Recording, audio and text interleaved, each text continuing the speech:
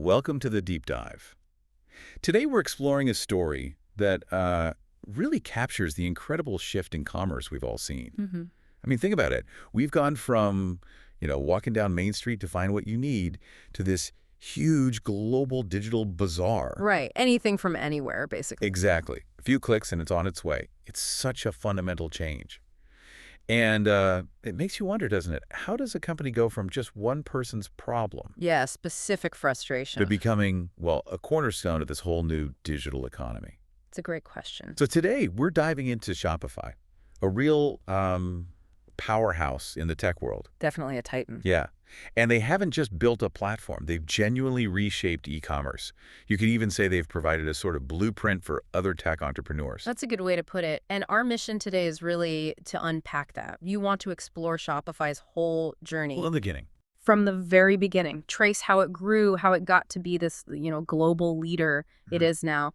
And as we do that, we'll pull out the key insights from our sources. What made it work? Exactly. Understand the strategies, the tech agility, which is huge, and just the resilience it took. It's a tough market out there. Okay, sounds fascinating. Let's unpack this incredible story then. Where do we start? The origin. Yeah, the origin. It starts like so many good stories with someone trying to solve their own problem. Right. So let's set the scene. We're going back to 2006. Mm-hmm. And we've got Tobias Littke. He's a German immigrant, a programmer living in Canada. A talented one, by all accounts. Absolutely. And his goal seems pretty simple at first. He just wants to sell snowboards online, build an online store. Sounds straightforward enough. But it wasn't. He runs into this major roadblock, the e-commerce software available back then. Apparently it was just inadequate. Clunky is the word that comes up often. Complex, not user-friendly. Yeah, frustrating, not what he needed or envisioned for his own store. And here's the fascinating part, I think. That personal frustration, that roadblock, it didn't make him just, give up on the snowboard shop. No. No, it became the catalyst for something much, much bigger. He basically decided, okay, if the tool I need doesn't exist. I'll build it myself. Exactly. So he creates his own solution just for his snowboard store. But then the light bulb moment happens. He realizes, wait a second, this isn't just my problem. Ah, lots of people must be struggling with this. Countless small business owners felt the same pain. And that realization led to this really profound shift in thinking. It wasn't just about his store anymore. It was about democratizing e-commerce. Democratizing it. How so? Well, empowering entrepreneurs everywhere, giving them the kind of tools that back then only big corporations could really afford or build in-house. So shifting from seller to enabler. Precisely. And deciding to focus on enabling merchants instead of just building another marketplace to compete directly with, say, Amazon or eBay.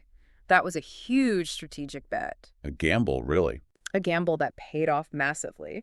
It showed this incredible foresight into what independent businesses actually needed. Wow. So from needing to sell snowboards to accidentally starting this tech giant, that's quite the pivot. It really is. Almost the classic startup story, isn't it? But the scale is just different. And what an evolution followed. I mean, you mentioned growth. It wasn't just growth. It was described as meteoric, explosive. What are we talking about numbers-wise? The numbers are pretty staggering. By April 2021, so roughly 15 years after that snowboard shop idea, Shopify was powering over 1.7 million businesses. 1.7 million. Million, across something like 175 countries. Okay, that's immense scale. How does that happen? It's a mix, right? Yeah. Strategic foresight, definitely. Constant technological adaptation. They didn't stand still. And let's be honest, some exceptional timing. Timing, you mean? Well, you can't ignore the impact of the COVID-19 pandemic. Ah, right. Huge accelerator for digital. Absolutely massive. Physical stores had to close, sometimes overnight. Digital commerce wasn't just a nice-to-have anymore. It became a lifeline. And Shopify was ready. Perfectly positioned. They had this platform that was known for being seamless, user-friendly, with good support. It just became indispensable for all those businesses scrambling to get online or scale up their online presence fast. It really makes you think, how does a company manage to not just see these huge global shifts coming, but actually capitalize on them so effectively? It's the million-dollar question, isn't it? Or in their case, billion-dollar question. And it seems like it wasn't just the tech. There was this underlying vision too, right? I remember reading a quote from Harley Finkelstein, Shopify's president. Oh, yeah. What was that? He said something like, Shopify is a testament to the idea that commerce shouldn't belong to just a few. Everyone should have access. That really captures it, that idea of leveling the playing field. Yeah. So beyond the platform itself, what was it about that philosophy, that vision, that allowed them to connect so deeply and scale so incredibly fast? Well, crucially, it wasn't just talk. That vision translated directly into very practical things, innovations that genuinely helped merchants. Like what? Okay, think about Shopify payments. Before that, setting up payment processing could be a real headache for small businesses. Different gateways, complex integrations. Exactly. Shopify payments streamlined all of that, made it much easier to get paid, manage finances, all within their ecosystem. Simple, integrated. Okay, that makes sense. Removes a major friction point. Huge friction point. And then for the businesses that were really taking off, the high growth ones needing more power, more customization, more support, they built Shopify Plus. Tailored for the bigger players. Right. So they catered to the whole spectrum. These weren't just features, they were direct answers to what merchants needed. Ease of use, reliability, and crucially, the ability to scale without hitting a wall. So connecting the dots. Shopify wasn't just offering a website builder. Not at all. It was becoming something much more fundamental. You could almost say it was evolving into the operating system for independent retail. The backbone. The backbone, I like that. And a key part of being that backbone must have been integrating with other major players, right? You mentioned they weren't trying to be a closed system. Absolutely critical. They built deep integration capabilities with the tech giants, Facebook, Google, even Amazon in some ways. Which means merchants could sell wherever their customers were. Precisely. Sell on your own site, sell through social media, show up in Google shopping results, maybe even list on Amazon. That operational flexibility was huge. Connect your Shopify store to all these channels. That sounds powerful. It was. And on top of that, they had this relentless focus on expanding globally, building partnerships internationally. That pushed their user base way beyond just North America. So global from early on. Relatively, yeah. Yeah. And combine that global push with a really flexible API. API. So allowing others to build on top of Shopify. Exactly. That fostered this massive ecosystem of third-party apps and developers. Need a specific marketing tool. There's probably an app for that. Need advanced analytics, an app for that too. That extensibility became a massive competitive advantage. Okay, let's switch gears slightly. The growth sounds incredible. The strategy seems smart. Hmm. What about the money? The financial side must reflect this success. Oh, absolutely. The financial performance has been, well, pretty phenomenal for much of its history. You have some numbers. Yeah, for instance, in the first quarter of 2023, they reported revenue of $1.5 billion. Billion in one quarter. Yep, and that was a 25% increase compared to the year before. Wow. Okay. So what does that kind of number, that kind of growth tell you about how the market sees Shopify, the confidence level? It signals huge market validation. I Yeah. mean, just look at its stock market journey. They went public back in 2015. The initial IPO price was around $17 a share. Okay. At its absolute peak in late 2021, that same share was trading for over $1,400. Whoa. 17 to over $1,400. Yeah. Now, it's come down significantly since that peak, like a lot of tech stocks. But that trajectory just vividly shows the immense confidence the market had in its growth path.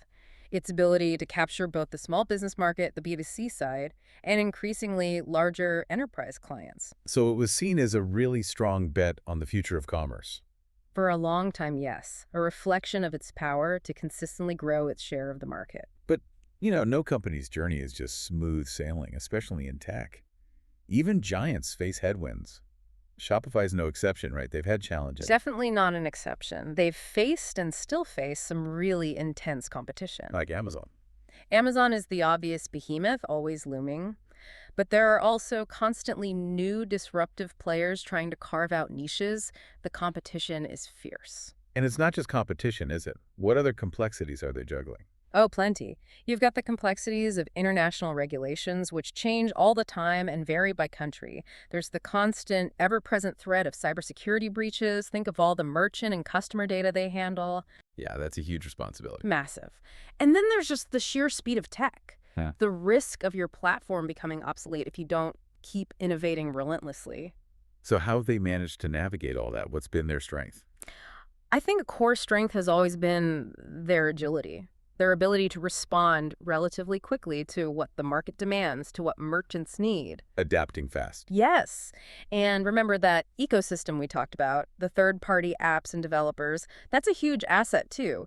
It extends the platform's capabilities exponentially without Shopify having to build everything themselves. It provides resilience and constant innovation from the community. That makes sense, like a built-in R&D army in some ways. Sort of, yeah. It allows them to adapt and offer niche solutions much faster. It's definitely been a key competitive edge. So looking forward now, where is e-commerce heading? It feels like personalization and the whole customer experience are becoming absolutely central. You're absolutely right. It's not just about having a product online anymore. It's about the entire journey. Personalization, creating a connection, a smooth experience. That's what dictates success now. And how is Shopify playing in that space? How are they helping their merchants win there? They're leaning into it heavily, providing tools that leverage AI, for instance, to give merchants insights into customer behavior. Okay, using data smarter. Exactly. Offering more sophisticated, customized marketing tools, helping merchants tailor the shopping experience. It's all about empowering those individual businesses to compete effectively on experience, not just price. Which ties back to their original mission, doesn't it? Perfectly. It reinforces that core goal, enabling independent businesses not just to exist online, but to actually thrive. They keep innovating to ensure their merchants have the tools they need to meet and maybe even exceed what customers expect today. It feels like a continuous loop. Merchant needs drive innovation, which empowers merchants, which fuels Shopify's growth. That's a good summary of their model, I think. It's that constant focus on the merchant's success.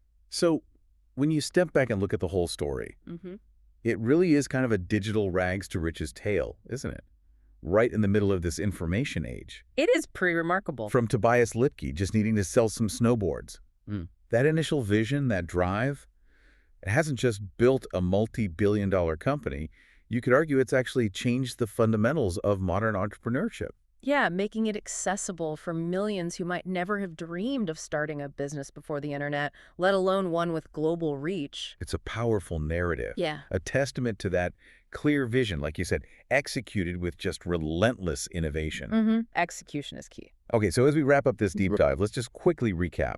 We've seen Shopify transform from essentially a personal workaround into this global e-commerce powerhouse. Driven by that vision of democratized commerce. Right, and a relentless commitment to keep innovating, keep adapting. It's been quite the ride. Definitely. And maybe here's a final thought for you, the listener, to take away today.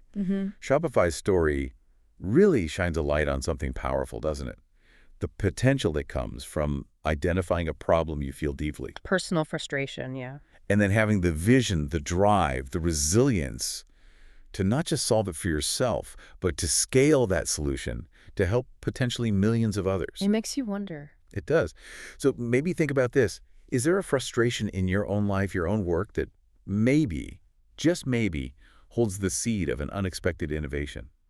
An opportunity you haven't seen yet. And what can you learn from Shopify's journey about that resilience, that adaptability, about empowering others as you navigate this constantly shifting digital landscape? Yeah, something to mull over. Definitely food for thought. Until next time on The Deep Dive.